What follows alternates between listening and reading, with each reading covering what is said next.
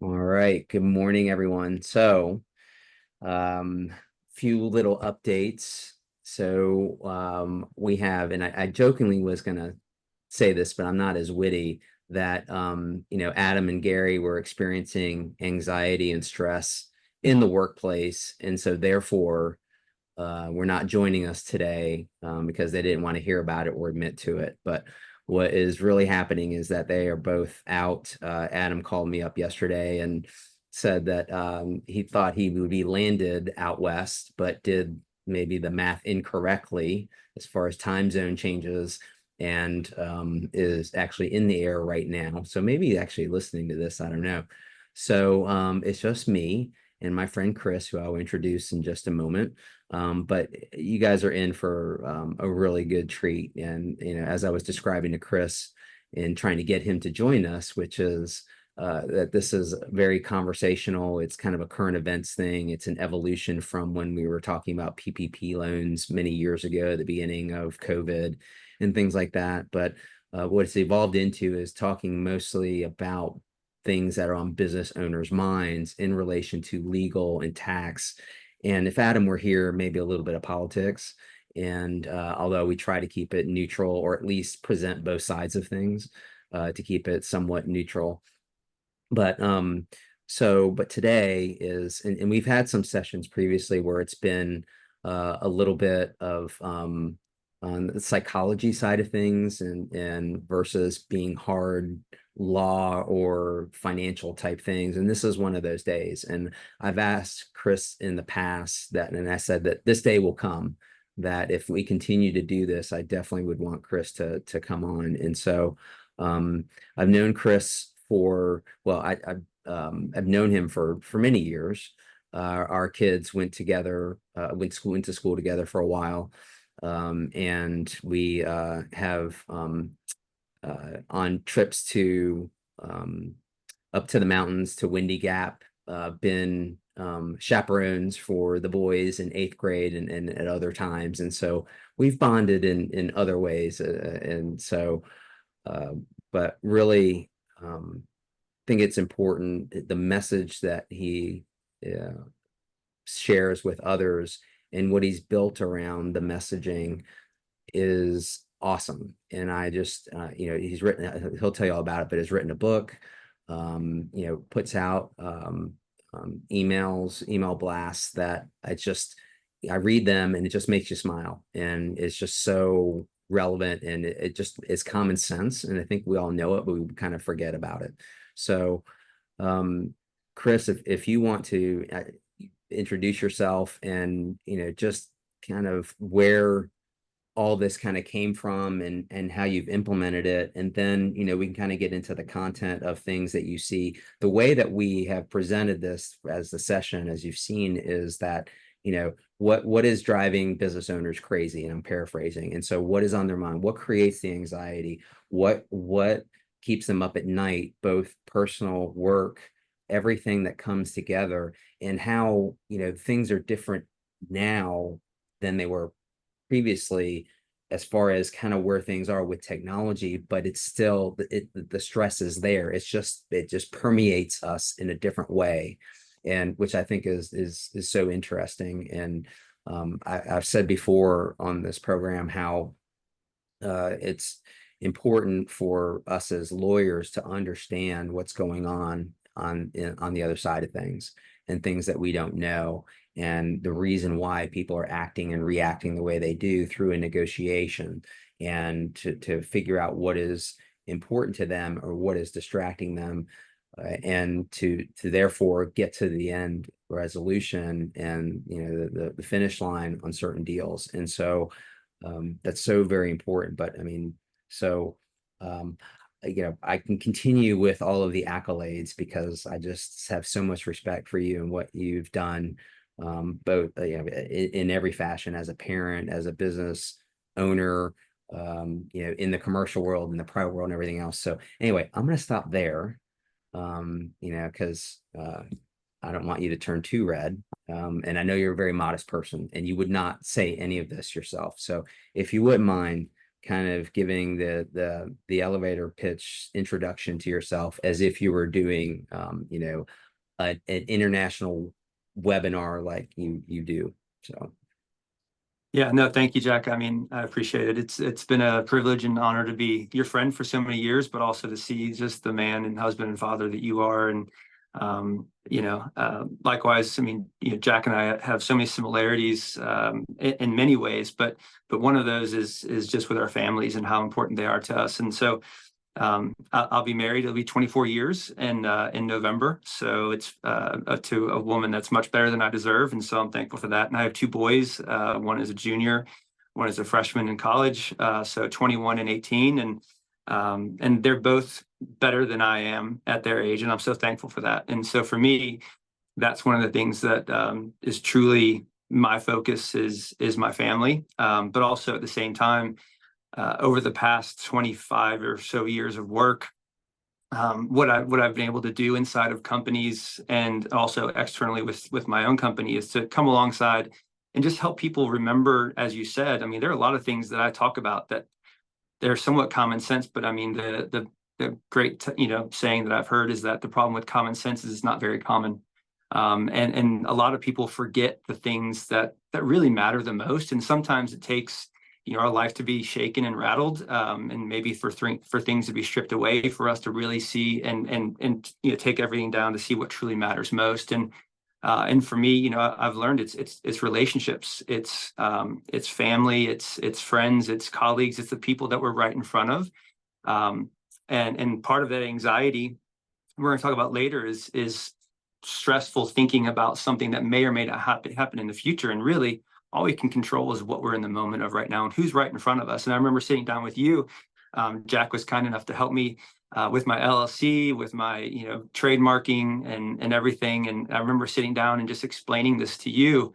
And it's just, and I remember you saying it's amazing how simple all this really is. But we forget. And it's not that. I mean, if you went back to my high school teachers, nobody would have said, "Hey, Chris is going to do some pretty interesting things in life." I mean, they definitely would not have said that about me in high school, because I just hadn't matured and I hadn't really seen what mattered most. But so what I love to do is to teach people how, and HOW is the key word, how to create amazing relationships. And part of that is internally in corporations and in the workplace, but also my hope is that it transcends into people's personal life, into their families, to be an amazing spouse or parent, family member. So that's what I do is I speak to companies about culture. I speak to them about internal employee experience and relationships, external customer experience and relationships, sales, all those things. It all comes back down to the human relation of just how do we get along and do we trust each other. And that's what I try to help people understand is how do you create an amazing, deep, authentic relationship. Yeah, and I want to share, I'm going to put up on my screen.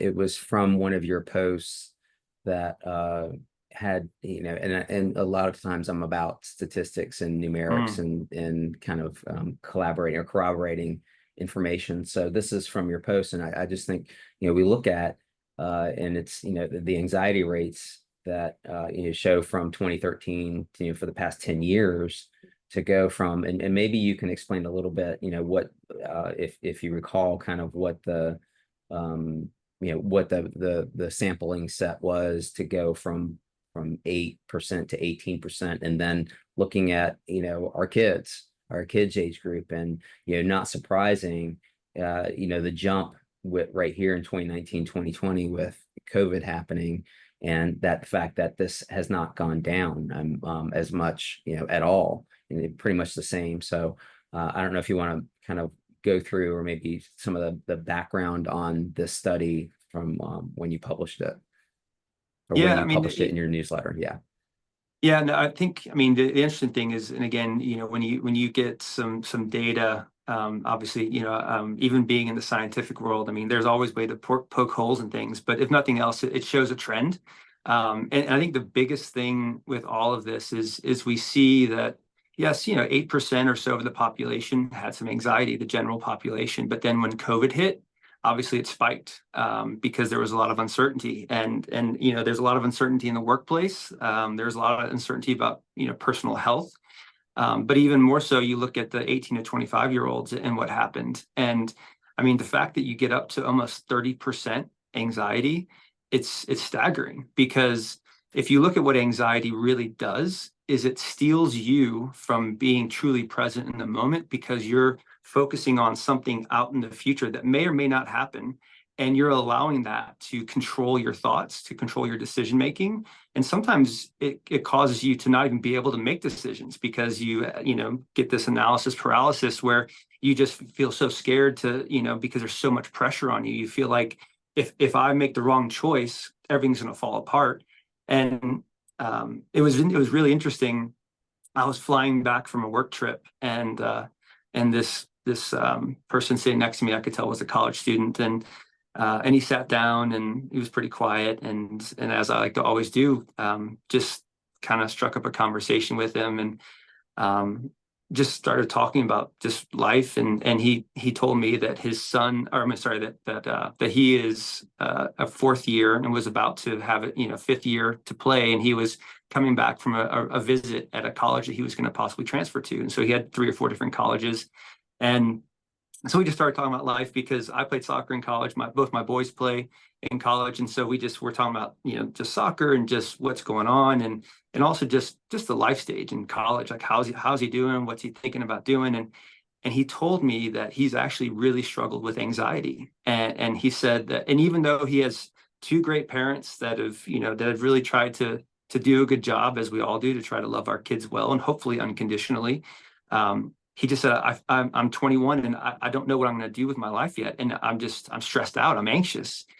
And you sit back and it's like, my gosh, at 21, like how many people really know what they're going to do? There might be a few, but still, even if you know what you want to do, sometimes, life just takes you on a different path as you go down the road. I mean, there are tons of people that were going one direction and they turn in a totally opposite direction. I mean, I was a biology major. I wanted to go to medical school, and I ended up, I'm in sales, and I've been in sales for 20 something years. And now I have my own company, very different from a biology major. Never would have thought somebody with a biology degree would really be an entrepreneur and try to do something totally different. But what you see though is there's so much pressure when you look at social media, when you look at just, there are a lot of, whether it's parents, whether it's schools, where getting kids to be so unbelievably focused on school and the results, because now it's so hard to get into college. I mean, there are a lot of schools that used to be fallback schools that are now almost impossible to get into, and so you look at this spike. So not only did COVID happen, but just social media and phones and the anxiousness about being around people and not being comfortable.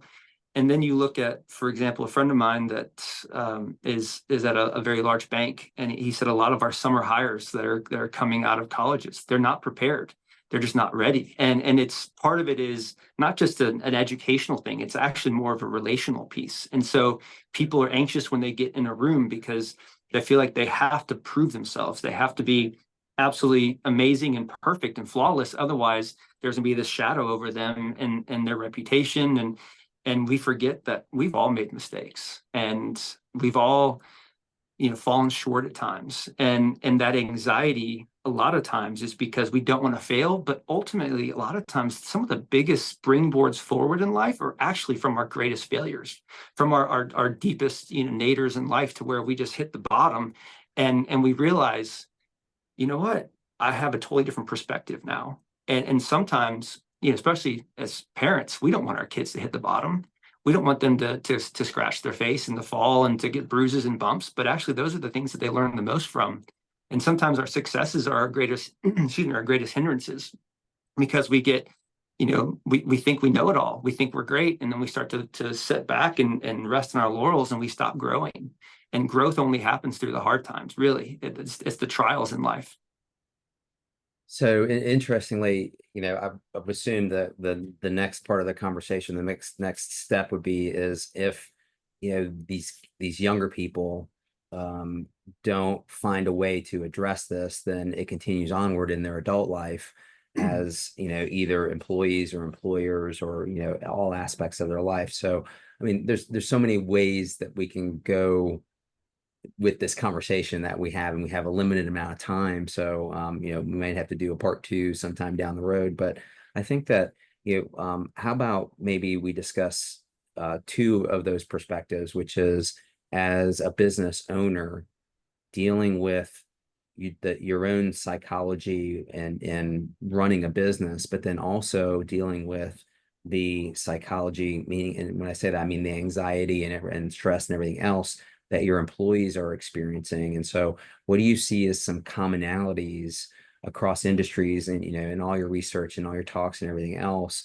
on those from those two perspectives, from the employer himself or herself, but then also having to deal with human beings as employees and dealing with their anxieties and everything else. And so, and then I guess kind of bringing all that together would be maybe what would be kind of best practices that you've seen in the workplace to say, okay, is it accommodations? Is it, and we've talked about the work from home thing, and I have, people here that, I've asked them to put on my calendar what days that they are working from home, and there's a pattern. So it's like, I know that one of my paralegals is gonna work from home every Monday, and that's just an accommodation to them that they've asked for. But it was the genesis of it was in from COVID, that when we're all working from home. So I've loaded up that question pretty significantly. So I guess go back to the stress, anxiety, psychology of a business owner dealing with their own, and then having to deal with third party. Yeah, no, I think it's great. I mean, and what's interesting is if you look across industries, it comes down to the same thing. It comes down to relationships internally. It comes down to communication. Because again, every company is going to go through its ups and downs. It's not a matter of if, it's when, and how do they handle those, and how do they then communicate that to their teams? Because what I believe is a great leader creates calm in the midst of chaos. And if we're honest, the last 4 years, there's been a lot of chaos. And it's not just been in the business place, as in financials. It's been relationals. It's been external community relations that there's been a lot of strife and everything. And so the chaos happens. It's a matter of how do we, what is our mindset in it, and then us remembering kind of the purpose. What are we doing? And then also being a great communicator to your people, because what happens is if you have a business owner that's super anxious, then what happens often is they become almost very micromanaging when, we want to control everything. And we start to lose trust in our people because we maybe they don't communicate well to us, but also we don't communicate well to them. So it's just that kind of, it's a cycle where if they're not taking the time to really truly remind people of the course and what they're doing, then people are lost. They don't know, like, hey, what is the future? And then you look at the war on talent that's happening. I mean, it's hard to find really, really amazing people. You can find people.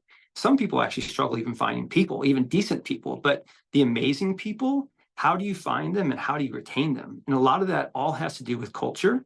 It has to do with the employee experience, which is all about relationships. And then it has to deal with then how those, because again, when you look at anxiety for a business owner, they're trusting their people to interact well with the customer. If they don't interact well with the customer, guess what? It's a cycle. So, in my talk, I have like a little triangle, and the base is culture. The next little quadrant is employee experience. The next is customer experience. And it's a cycle, and it can be a positive cycle or be a negative one. If the culture is great, employee experience is actually going to be pretty darn good. And when your employees are really happy, how do they interact with your customers? They show up and they're like, I work for Jack. Jack is fantastic. And whenever I interact with a customer, I want to please him. I want to make sure I show up great for him, for the customer, because I know that is going to go back and impact the culture again. So if employee experience is good, customer experience is good, the culture is going to be great because business does well. And your customers are actually your greatest salespeople because they have nothing to gain. They're a truly unbiased opinion. And again, back to your and my relationship, when people call me and they say, hey, do you know an attorney that can do blank? And you take the whole list of things that you do. I'm like, oh, absolutely. Send them Jack, call my buddy Jack. And so what happens is everything keeps going positive, gets stronger and stronger, where conversely, if the culture is bad, then the employee experience is bad because there's not a trust, there's not a relationship there. And then when they interact with the customer, they really don't care. They just show up, they're like, I'm just checking a box and I'm just trying to get through the day. I'm miserable here. I don't feel like my company cares about me, so I don't care about my company. And then when the customer experience is bad, business starts to falter. You start to lose business, or those great salespeople that you could have had are actually your biggest detractors. They're the ones that actually, when they hear, I need an attorney, and they're like, well, don't call Jack Santinello, which is absolutely not the case. But which would you rather have, right? Because that bad customer experience is then going to make the culture worse, because then people get more anxious because, hey, we got to focus on sales. Well, no, don't need to focus on sales. You need to focus on your culture.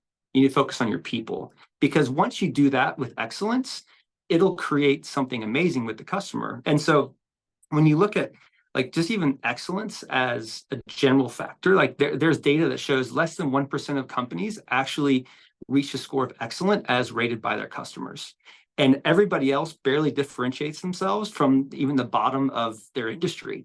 So it's not hard to really separate yourself, but what's hard is to be intentional and to communicate it well and to get your people bought in to separate yourself. Because once you do, it becomes self-perpetuating. It becomes like, hey, we have a standard, at Shoemaker, this is our standard. This is how we treat each other internally. This is how we treat our customers. And this is how we show up when we do our work. We do it with excellence. And so the biggest and most important thing you can do is really have an amazing relationship that's trusting, because when your people really know that you genuinely care about them, and it doesn't mean that, you're not going to hit hard times and you can't possibly ever let anybody go, or you can't have a downside. Like, stuff happens, but also it's the way you communicate it to your people. And so if you really do that, things will be absolutely amazing internally. And when those rough patches hit, you'll actually, yes, you're going to go through some hard times, but you'll sail through it and you'll actually get stronger and better from it, because everybody's like, wow, that was a really hard time. But my boss or our CEO or whoever it is, they really took time to care about us and how it was impacting me as a employee, but also me as my family. And that's the other thing, is a lot of times when we're anxious and we start to micromanage, we forget that how we treat our employees impacts how they go home to their families at night. And if they go home and they're stressed out, they're anxious, they're worried, they're frustrated, they're angry, you take whatever acronym or adjective you want, they go home, they don't love their spouse very well. They're short-tempered with their kids. And what is that doing? That's creating more anxiety there, right? So then we're automatically creating another anxious generation, even more anxious than current. And then if the family life is not good, how do they show up at work? Stressed and anxious. Where conversely, if we care about our people and we want to make sure they go home in a good place to feel valued and cared for and loved, they're going to go home and they're going to love their family well. And then they're going to show up the next day because their family's great. They're going to show up guns blazing, ready to go. I love to work here. This place really cares about me. So that little bit of anxiety, if we force that down to our people, has a bigger impact than we can even imagine, a generational one even. And so I think one of your other questions is like, well, what can we do? And the greatest thing that a leader can do is 4 things. Remind people of their value. Make sure, the worst thing you can do is have the attitude like, well, they're just lucky to be here. Because that was, some of the things of the past, right? I mean, you look at whether it's Jack Welch or some others, like where it's just, you just cut the bottom 15% every year, no matter what. You don't even, and it's when we don't personalize it, we get in trouble. When we just generalize and just it's bad things are going to happen. So remind people of their value, first and foremost. Secondly, remind them of their purpose. Help them, remind them of what it is that they're doing, because what they are doing as a function every day isn't just, take whatever function it is. It's not just doing that action. It actually has a ripple effect to where it's touching other parts of the company that they don't even maybe realize, or they forget because they're just so busy head down doing their work. Like, actually, you really do something that's unbelievable. The purpose may seem small to you, but it's huge for our company. And I just want to tell you, thank you for all that you're doing, because the work that you do with excellence is helping all these other teams do things with excellence as well. And then the third thing is help people, remind them of their goals, because you want to make sure people want to grow. I mean, the greatest thing that you can find in people is a heart that just is willing to go above and beyond and wants to grow and get better. When you find those people, man, hold on to them tight, because if you keep, because sometimes they forget about their goals because they're just so busy, right? Because like a lot of us, time is, it's the same for all of us, and there's not enough time in the day a lot of times. So if you can remind them of their value, their purpose, the goals, but then also there's a standard. You have to remind them of what the standard is. And the biggest thing I've seen a company get ready to fire somebody, and they were telling me about it, and I said, well, hold on just a minute, let me just go talk to this person first. And so I went, talked to them, spent about 30 minutes just asking some questions about them, their personal life. Didn't even ask them about work. Come to find out, the gentleman's wife was really sick, and he was showing up exhausted at work every day because he was up all hours of the night taking care of his wife. Nobody knew that. So not only did they not realize why his work was somewhat suffering, but they didn't come alongside him like a true friend and family member, which, if we're honest, the best companies that have the best culture, it's not just colleagues, they're friends. And actually those friends become family. And so all of a sudden, this guy, once we figured out what was going on and people came alongside him, he's now crushing it. He's doing amazing. And it just took a few minutes to ask him some questions about life and what's going on, to really see what's going on. Because some people, if you see their work start to falter a bit, it's not just because they're a bad employee. It's maybe there's something else going on. You need to see what it is. So remind people of their value, the purpose they have, their goals, but then remind them of the standard, because there is a standard. Like if you have a company that wants to do X for your customers, if you remind people of that and you hold people to that in a loving way, right? You speak the truth in love. Is sometimes you have to have hard conversations, but the way that you say it, how you say it, determines on how it lands on people. And so once you actually help people understand the standard, and then everybody's bought in, the culture is great, employee experience is great, people hold the standard by themselves. They don't need you to hold the standard, because they're like, no, that's not how we do it at Shoemaker. We do it this way. And they make sure other team members are living up to that, because there's pride in that. There's honor in showing up as a team and what you do and what you represent. Hopefully that helps a bit. Absolutely. And I love the way, well, first of all, going back to where um, you integrated the external and internal by describing the circuit, how it all interacts, because I think a lot of times, and I even do this when I'm talking to a prospect, hire, lateral partner, whoever it may be. And, I basically tell them, I say, look, I said, for a moment, trust me that we have the culture here that you desire. What differentiates us is how we react with our customers, with our clients.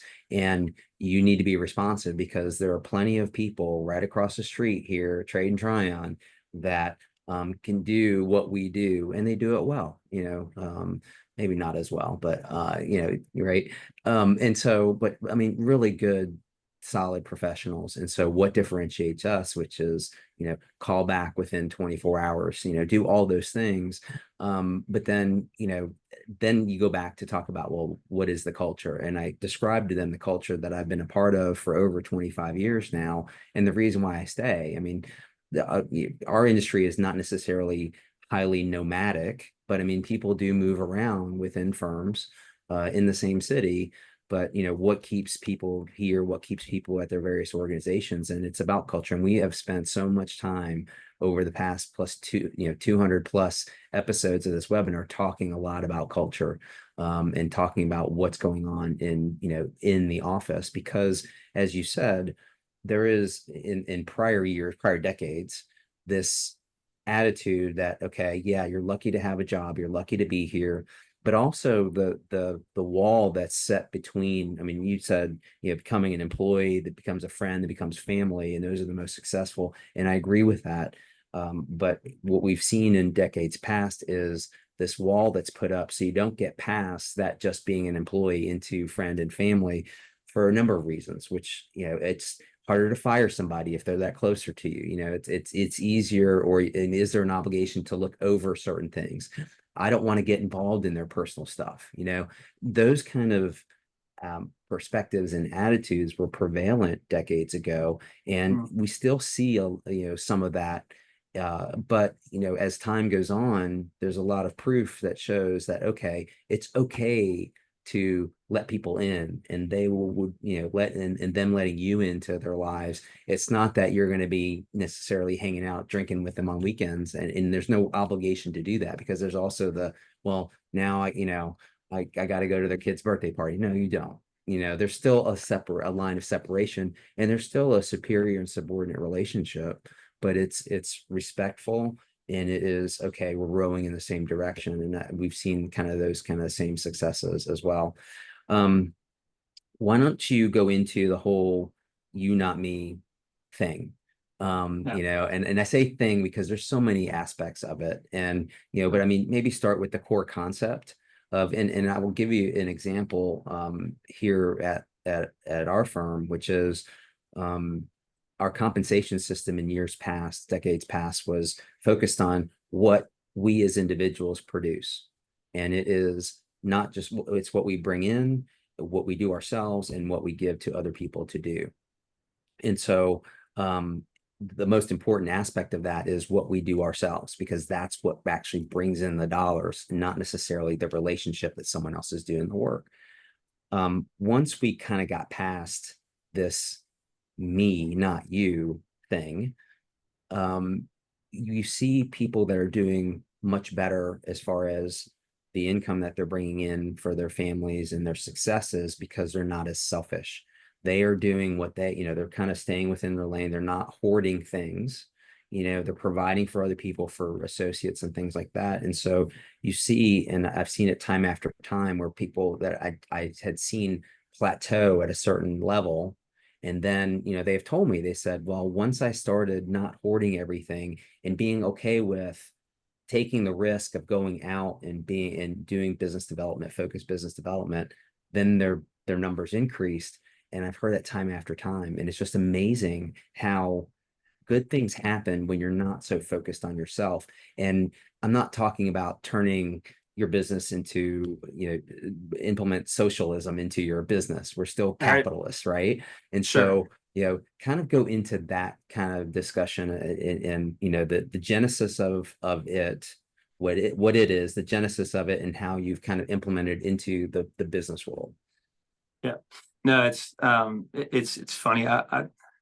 The story of how the genesis is a bit longer, but I'll try to cut it, pretty quick and short. But I think the biggest thing is, to your point, when we realize that it's not just about me, something changes, and not only does it create this amazing, like, just trajectory, but it's just so much more fun in life. And I mean, we see it play out in movies all the time, where somebody gets a throne or something, and all they do is they try to hoard it and protect it, because, like, the old saying is, well, if I don't look out for myself, nobody will. And it's not true. And we just got into this scarcity mindset. I mean, look at what happened during COVID, right? There are people that bought every ounce of hand sanitizer, and there was none for anybody else, but they had, storage rooms. And it's like, oh my gosh, there are people, I mean, sadly, my dad actually passed away from COVID, but there are people that could really use that, and for a profit or whatever. And then again, back to capitalism, there's nothing wrong with that. But we need to understand that if all we do is think about ourselves, and we have zero care about how it impacts anybody around us, eventually we're going to have a really miserable life. And it may be a short term, because that's the thing, is like, so many people are short term focused. So you, not me, is a very long term, long game. It's a big picture focus. And so you, not me, is basically, I care more about you than I do myself. And I'm going to think more about how I impact you than I do myself. And I'm going to do the right thing by you, regardless of how it affects me.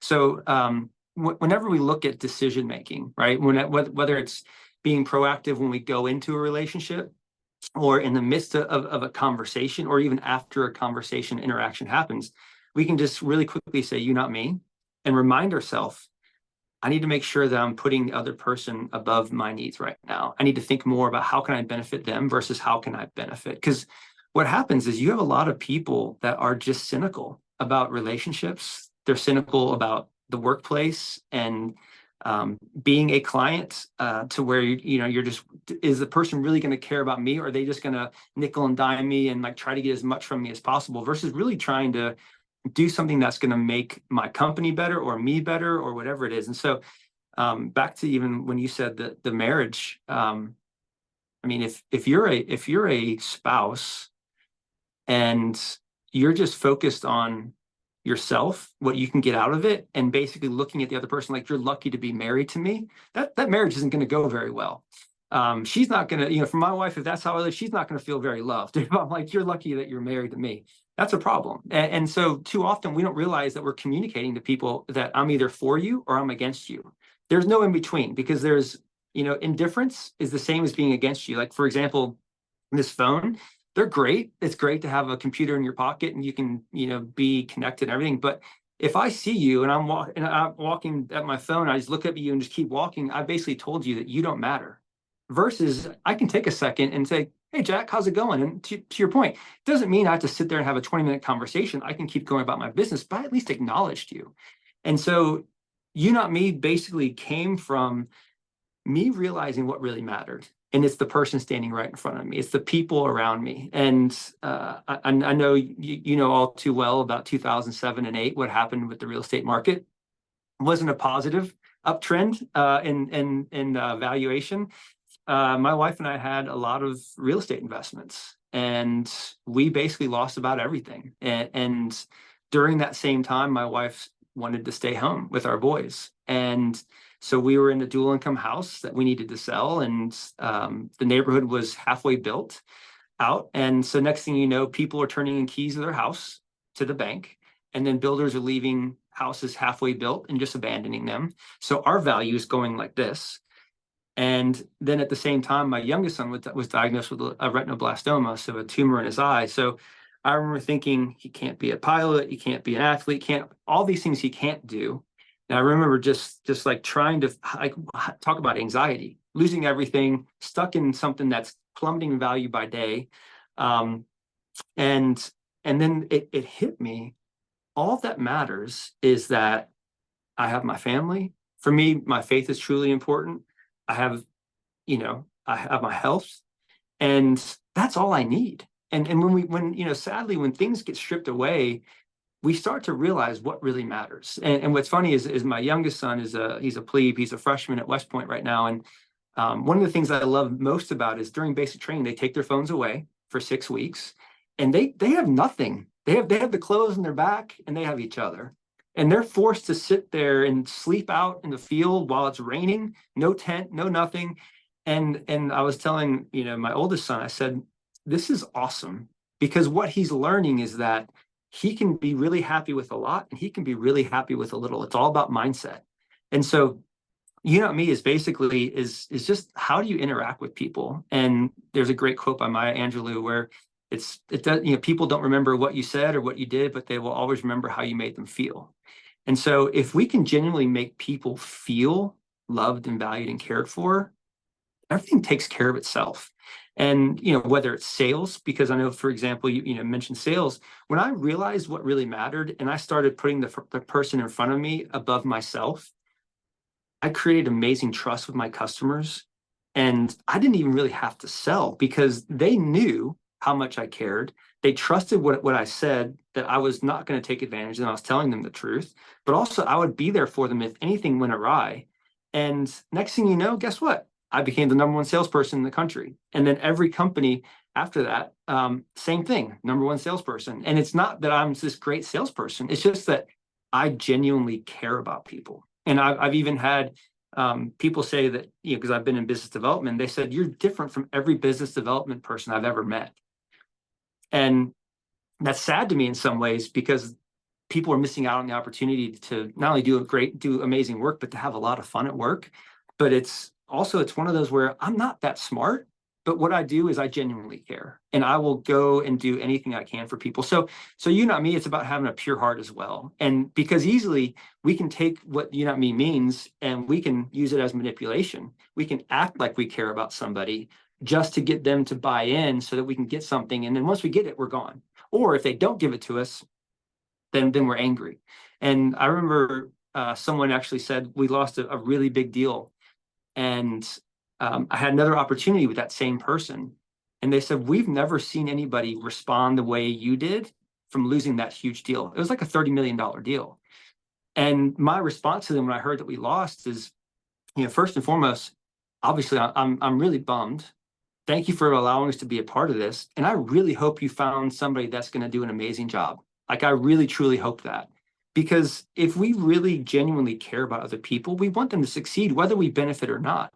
And that goes for our spouse, that goes for our kids, that goes for any colleague that we interact with. And so You Not Me is really just about treating people in a way that is easy and fun, but it just takes disciplined thought to make sure you're putting them above yourself. Because if you ever put yourself above other people, they'll eventually see it. Consistency over time, they will see your actions. They will see, do they really care about me? Or are they just saying that just so they can get something? And then all of a sudden, guess what? That foundation is not only are there cracks in it, it's done. Like, I mean, good luck building that back again. Once, it's like the old saying, trust is gained in drops, but lost in buckets. And what You Not Me does is it allows you to have a mindset when you go into every interaction you have. Again, whether it's Chipotle. I remember standing in line with my oldest, and this woman was not very happy that was working at Chipotle. And when I got to be my turn, I just had a big smile. I said, "Hey, how are you doing today?" And she said, "Fine. What would you like?" And so I gave her my order, and then beans, rice, chicken, whatever. So she passes it down, and then to the next person, I looked at her, I said, "Now that is an awesome looking burrito. Thank you so much. I cannot wait to eat it." She smiled. It didn't take anything for me just to acknowledge, like, hey, I know other people maybe are discounting what you do or not even paying you any attention at all, but you matter. And so we went and sat down and ate, and 20, 30 minutes later, we got up and we were walking out the door, and I opened the door and was holding it for my son to walk out. And I just happened to look back, and there's that exact same woman standing there, and she's serving. There's a line of like about 8 or 10 people, and she's smiling and waving at me. And the thing is we can change someone's life in a minute. And sometimes you might be the one person that has actually cared about that person, whether it's today or for a long time, to make them feel valued. And my gosh, it's like rocket fuel for, when people see you and say, you matter, and I'm so thankful for you, it changes everything. Yeah, absolutely. I mean, you and I have coached our kids together and stuff, and one of the motivations that I had was knowing the influence that other people, when I was young, coaches in my life, that I they would not know, because I never told them that, I thank you for the influence you had, because a lot of times I didn't realize the influence they had until I was older, and then I was in a different city. But one of the motivations for me coaching our kids was, you never know when something you say, you telling my son something, and vice versa, that might hit them and strike a chord with them for down the road.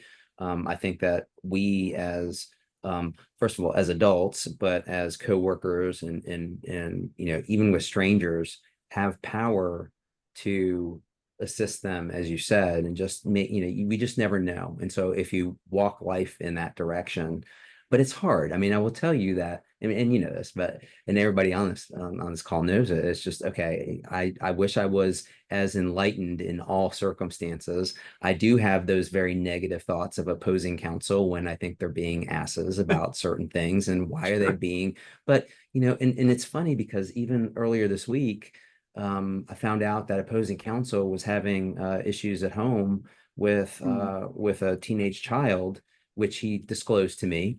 But not after. It was after we were back and forth, and I was like, why is he being so short-tempered? And just, I was in reading into his communications, like, okay, there's no reason why he should be reacting this way or acting this way, or because I'm proposing reasonable solutions to the remaining issues on the deal, and come to find out, okay, there's outside influences going on, and we were able to work through that. But it was,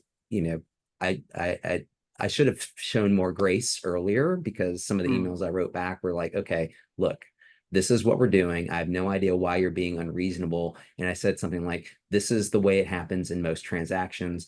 And I was going to say, maybe you're not as experienced as I thought you were. But if I didn't do that, I slowed my roll down with my temper tantrum.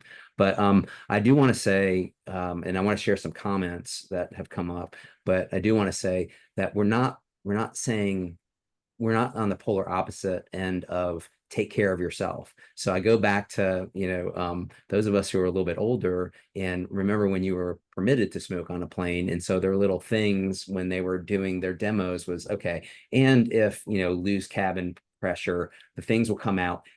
Please extinguish your cigarette first, put your mask on yourself, and then take care of your kids, kind of thing. So, we're not saying you do need to take care of yourself and you do need to, feel good about yourself, because if you don't, then, and now I'm getting way into the psychology of things, right? But I mean, it's just that you have to, be good with yourself, feel good about yourself in order to make other people feel good. Because I think that the people will see through that if you're faking it. Although we have gotten pretty good at faking it, meaning like on Facebook, Indeed. right? Social media, it's like, here's the Sure. snapshot. There was an episode, I think, of like Modern Family where they were trying to take a picture, and they're fighting all amongst each other, and then the sprinklers went off, and then they finally took the picture, and then they were arguing afterwards again. And there was somebody did a video of that on Facebook to show, okay, this is the perfect staged photograph of something, but what happened before, what happened afterwards, kind of thing. I do want to share. Actually, Yeah, real of quick, course. can I share something just before I forget? So, Yeah. two things, well, actually really three, but in my book, one of the things that I do, the way that we have the book laid out is, it's basically the book, the title is the You Not Me mindset, and it's healing for your past, hope for the present, and a light for the future.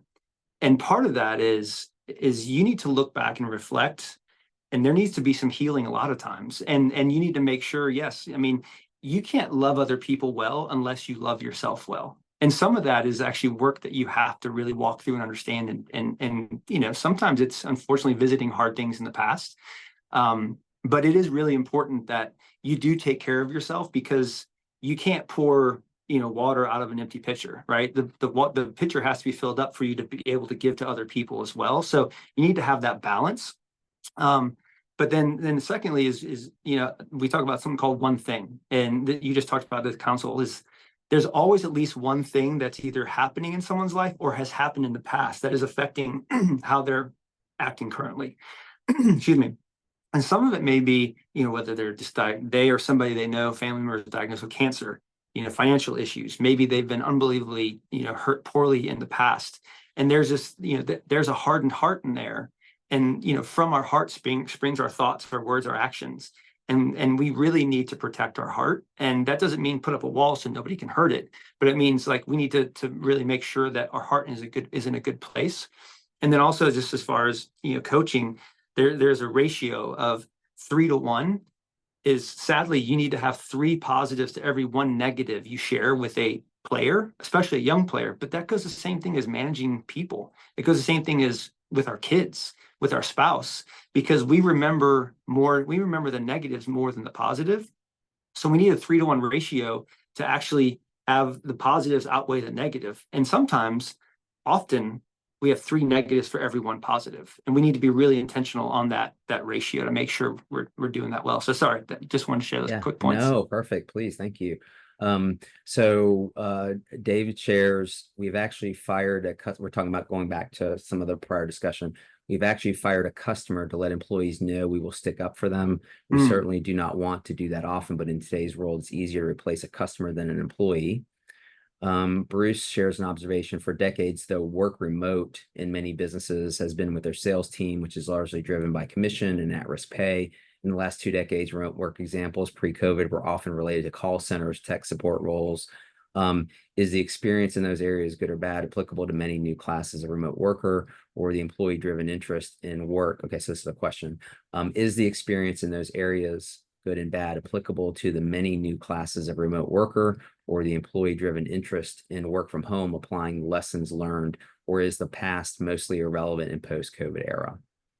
So does that question make sense to the?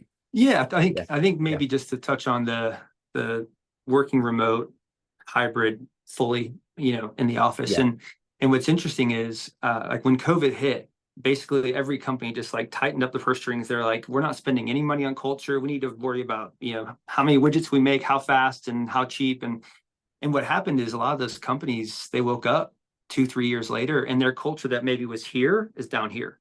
And so what's happening is now people want to work remote, which I get it. It's great. It's great to have some flexibility, to not have to deal with, whether it's, again, you live in the Northeast, you might have a 2 hour commute into New York City or wherever.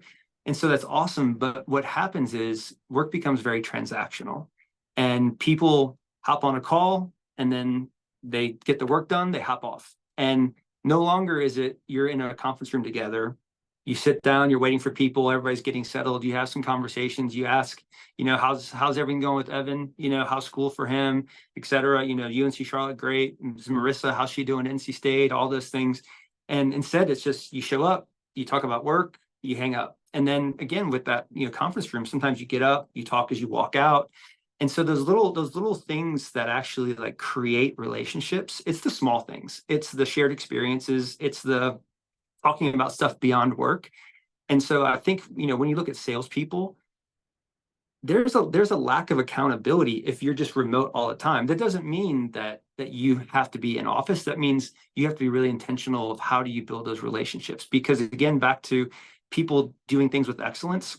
There was a football coach and that I know, and a high school football coach, and he said, Chris, he said, when a player makes a mistake and comes off the field, I don't lay into them.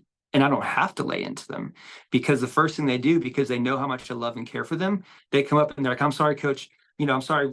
What do I need to do differently? Or I won't make the mistake again. And the thing is like, we forget that when we have that close relationship, some people worry like I can't come down on somebody. Well, actually, conversely, you don't have to come down on somebody.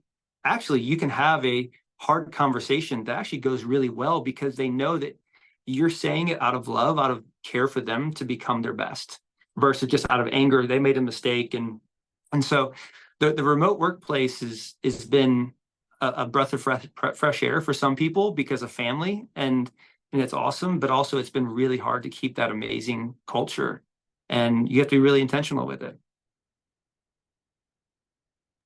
All right. And then so Matt makes a comment, heard it said, my manager lets me know why he is so important and where I fit in their world. My leader reminds me why I am so important.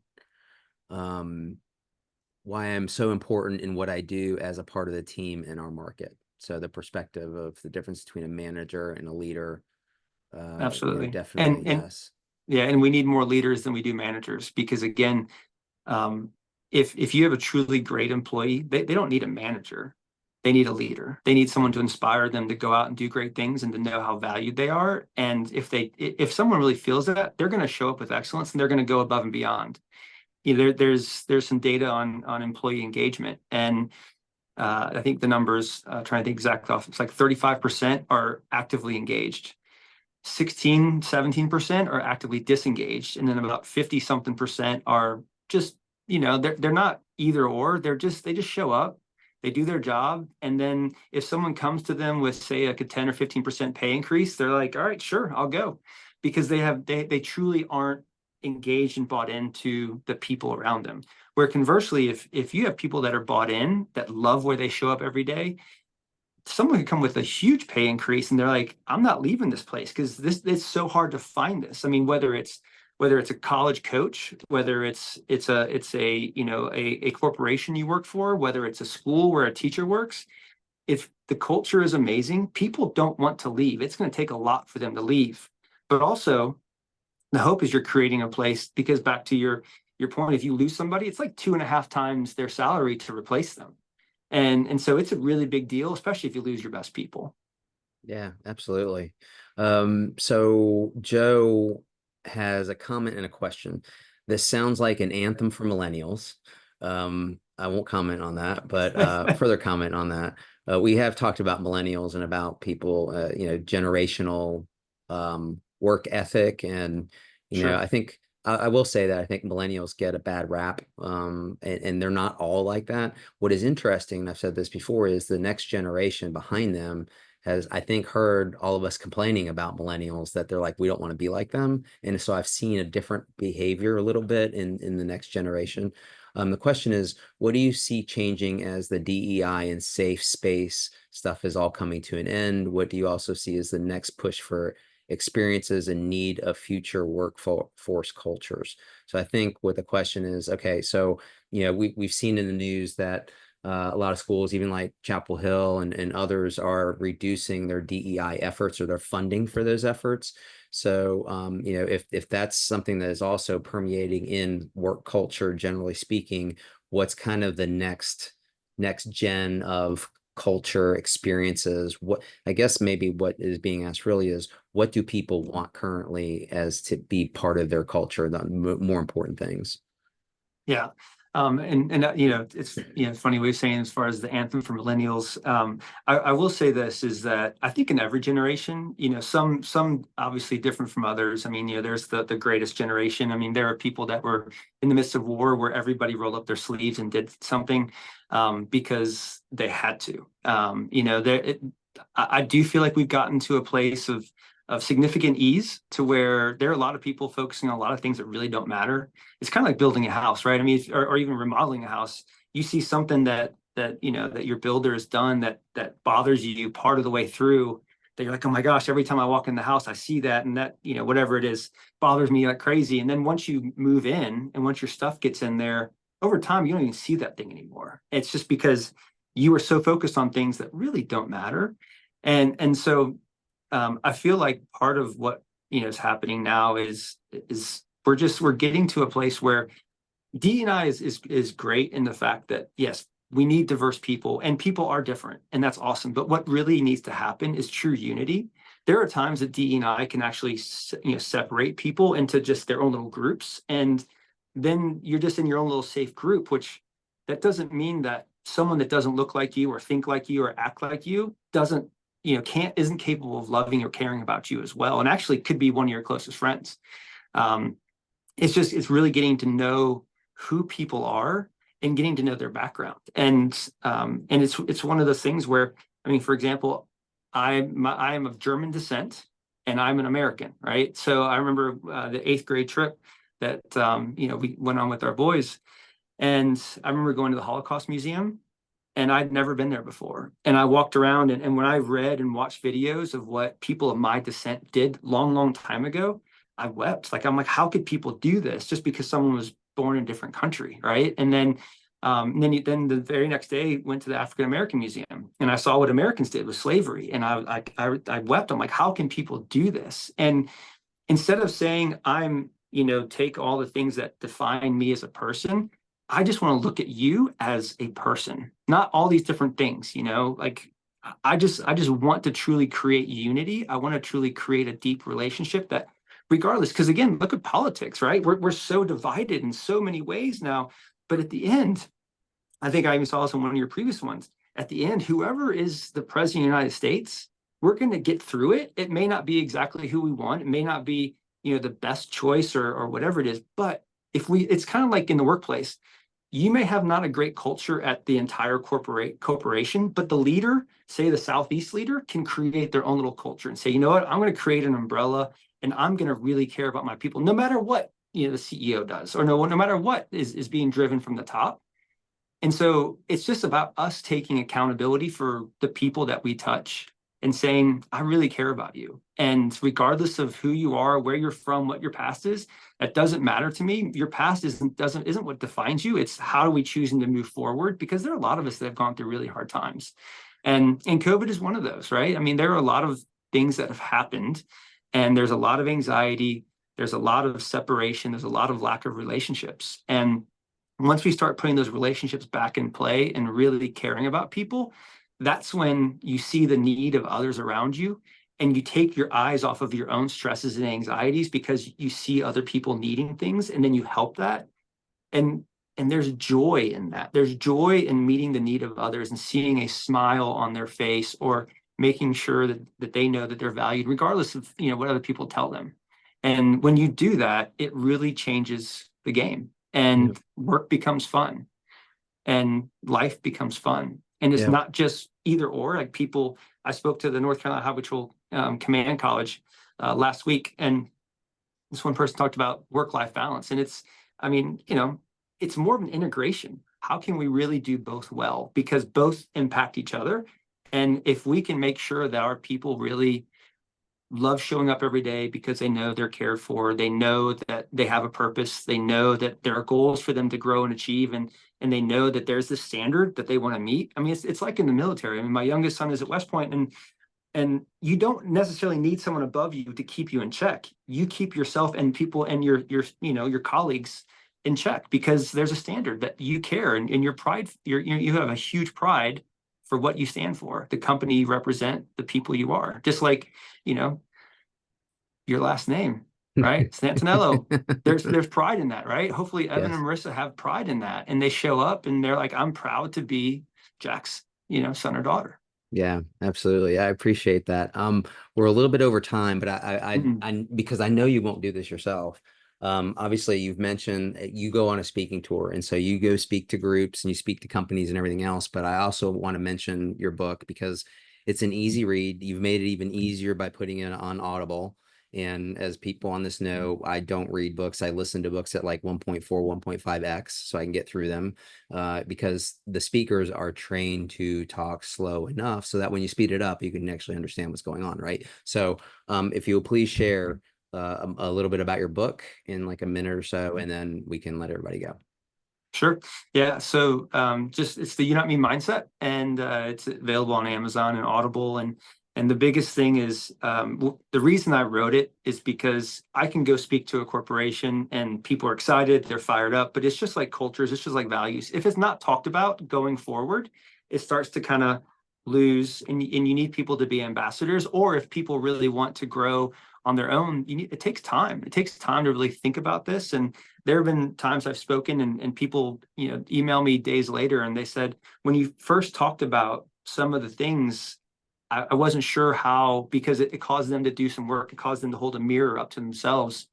And there was this one group that said, you're like a mirror to us. I knew I had hands and a face, but I didn't know what they looked like until you spoke. And now I realize my hands and my face don't look like exactly what I want them to. I need to make a change.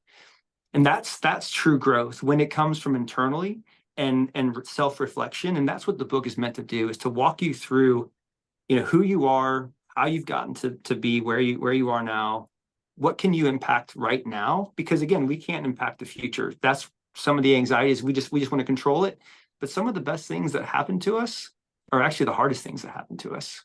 And then it allows you just to kind of walk forward and create a new plan and purpose to go towards. And hopefully it's something that's overarching with everything, not just in one industry or in just, in just your marriage. It's everything. And it makes everything truly, truly fun. You have significance, you have success because you're making other people's lives better, and because you're being successful in what you're doing every day, what your plan is, what your overarching plan is. Awesome. Well, I knew time was going to fly and we could, continue talking on all this, but Chris, I appreciate you. I appreciate everything that you're doing. I mean, you are the epitome of you, not me, and everything that you're doing. What people don't know about you is that, I mean, you have a day job as well. This is something, you're just doing it all. And so again, from the bottom of my heart, I appreciate it. Appreciate you sharing what you shared with this group. And as everyone knows, that this is on the BGW YouTube channel. It's on the Shoemaker channel under in my bio, my website, and obviously can reach out to you. You're easily findable on LinkedIn and otherwise. But again, appreciate you coming on and chatting. And I have no doubt that we'll have another session down the road sometime in the near future when you're available. And again, appreciate you jumping on. I know you were traveling in the midst of traveling, and made special arrangements to make sure that you were able to be in front of a computer today as well. So again, on behalf of everyone on behalf of Adam and Gary and our respective crews, and then everyone who listens in, really appreciate it. Absolutely. Thank you. It's been an honor to be a part of it. Thanks, Jack. All right. Thank you guys. We'll see you next time. Thanks. Take care. All right. Bye.